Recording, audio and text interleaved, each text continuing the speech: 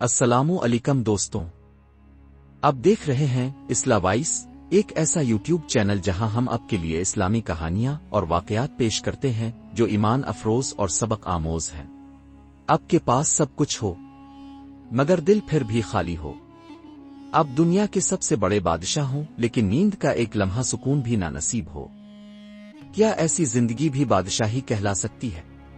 یہ کہانی ہے ایک ایسے بادشاہ کی جس کے پاس سونا تھا، چاندی تھی، جواہرات تھے، محل، فوج، خادم، خزانوں کے انبار، سب کچھ، مگر پھر بھی وہ ایک چیز سے محروم تھا، اور وہ تھی دل کا سکون۔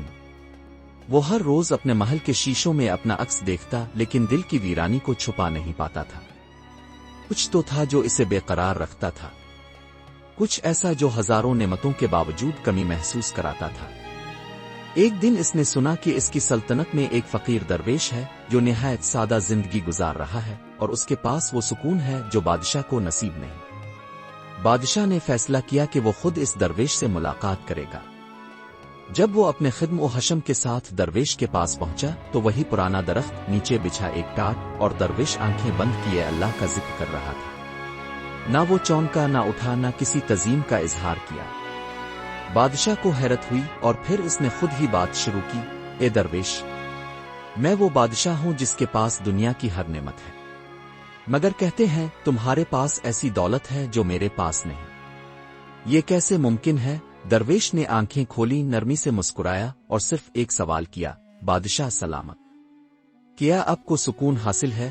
یہ سن کر لمحے بھر کو خاموشی چھا گئی۔ بادشاہ کچھ نہ کہہ سکا کیونکہ حقیقت یہی تھی۔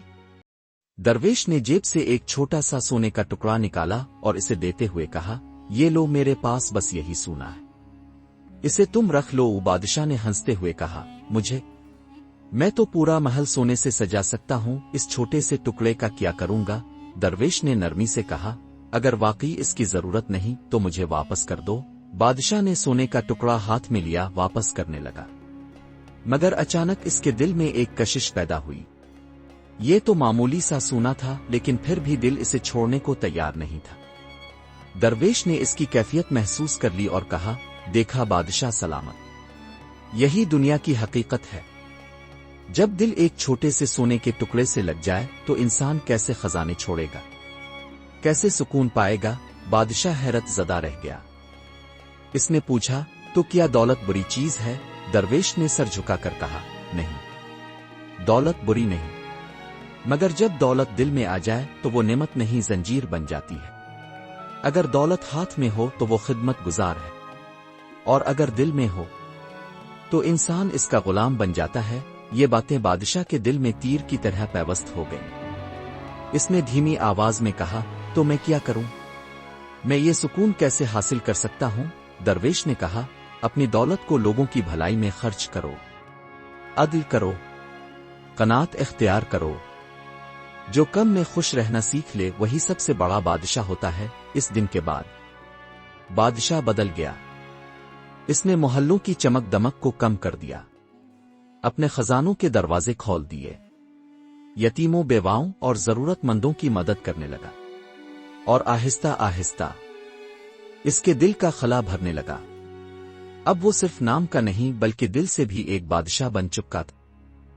جو کم میں خوش رہنا سیکھ لے وہی اصل امیر ہوتا ہے۔ دولت اگر ہاتھ میں ہو تو نعمت ہے، اگر دل میں ہو تو مصیبت۔ قناعت سکون کا دروازہ ہے، اور سخاوت اس کی چابی۔ اگر آپ کو ہماری ویڈیوز پسند آئیں تو انہیں لائک کریں، ہمارے چینل کو سبسکرائب کریں، اور نیچے کمنٹس میں اپنی رائے سے ضرور آگاہ کریں۔ ہمیں بتائیں کہ آپ کو یہ ویڈیو کیسی لگی، اور اپنی قیمتی تجاویز بھی کمنٹس میں شیئر کریں۔ آپ کی رائے ہمارے لیے بہت اہمیت رکھتی ہے۔